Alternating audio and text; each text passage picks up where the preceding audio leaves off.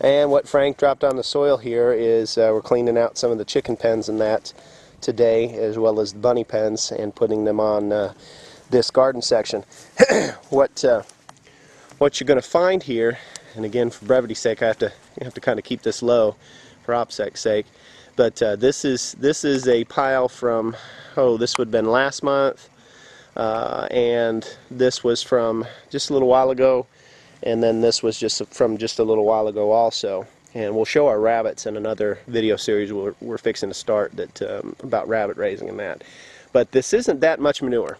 Okay, you can see this is gonna only produce a very thin layer over this this gardening area right here, and there ain't a lot of it here, guys. This isn't that much of an area as far as to be able to really produce a lot of food in here. The area that this will cover, maybe 40 by 20.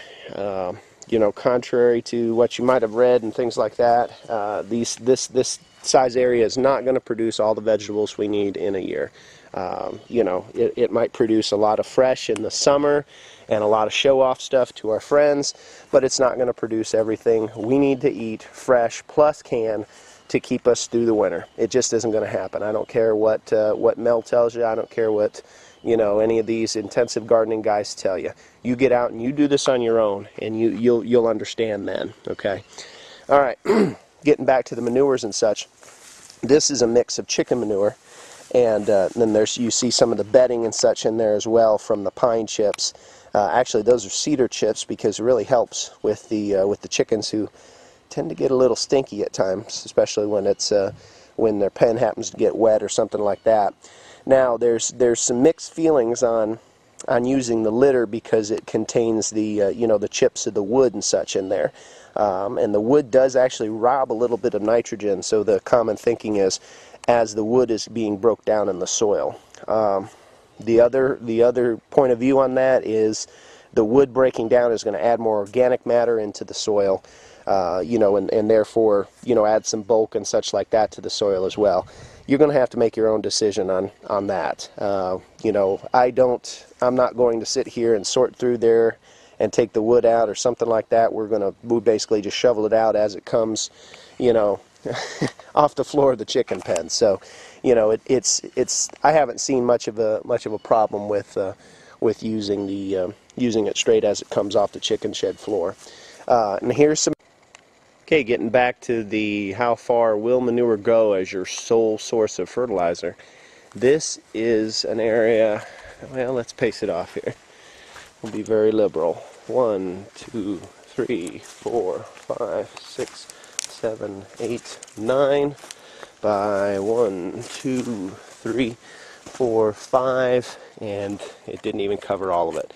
I would guess, based on the size of these tarps we use to cover these areas when they're not in use, that this is approximately 10 by 20,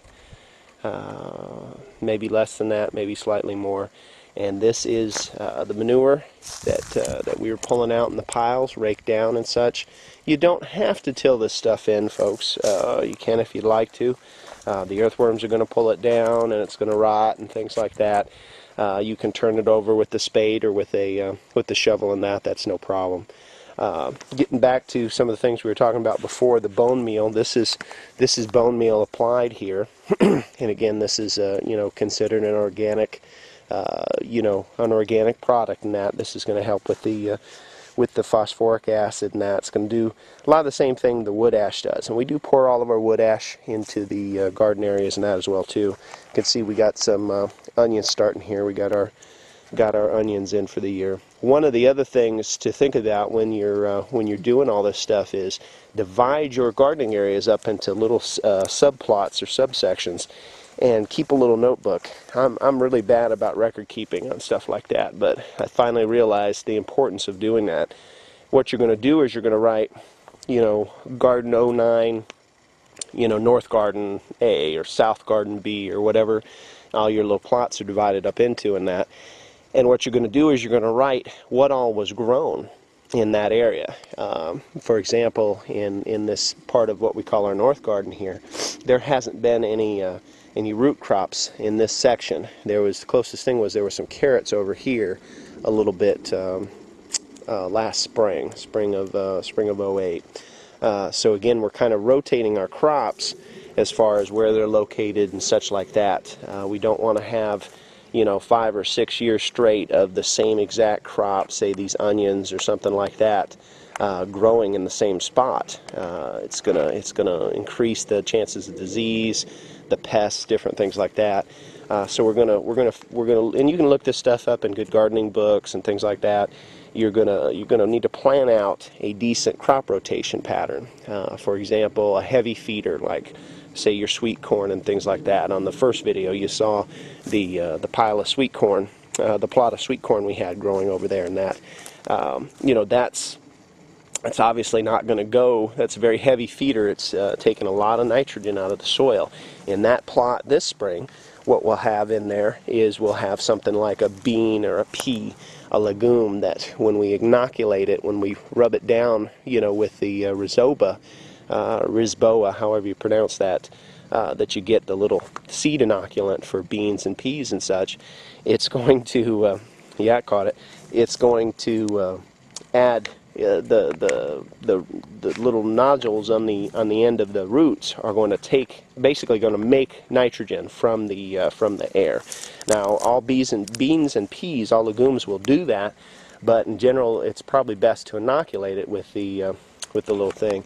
And we've got a little gal buzzing around there. I don't know if you can see her at all. Dead of winter here, but the bees are still out doing some work, and you can see here also, this is some of the waste from the fireplaces and such that we're putting in this area, and that as well too.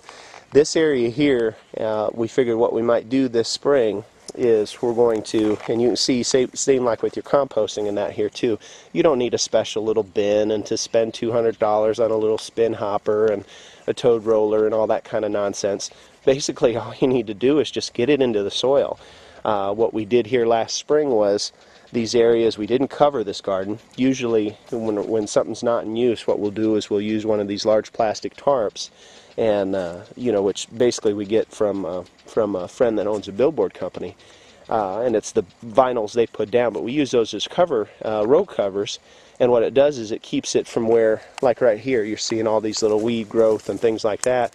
We'll have to turn the soil and or, you know, work the soil with the tiller and such before we get it ready to plant here in a couple months.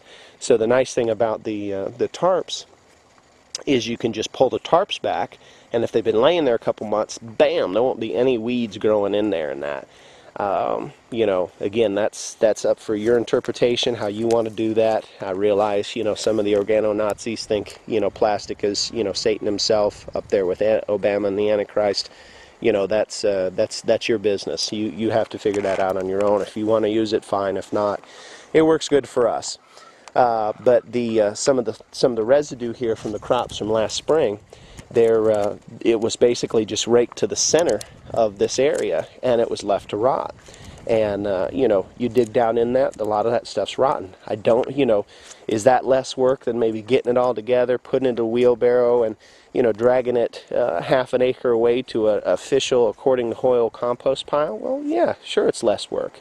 And when we're talking about doing just more than 1 or 2 little cutesy beds, we want to save as much calories as we can in doing this sort of thing, especially if we're doing it for real in an actual, you know, calories count, survival gardening type situation. Going over here, just hitting some of the other things. The other things we can do is some cover crops, and we're going to walk down and look at those here.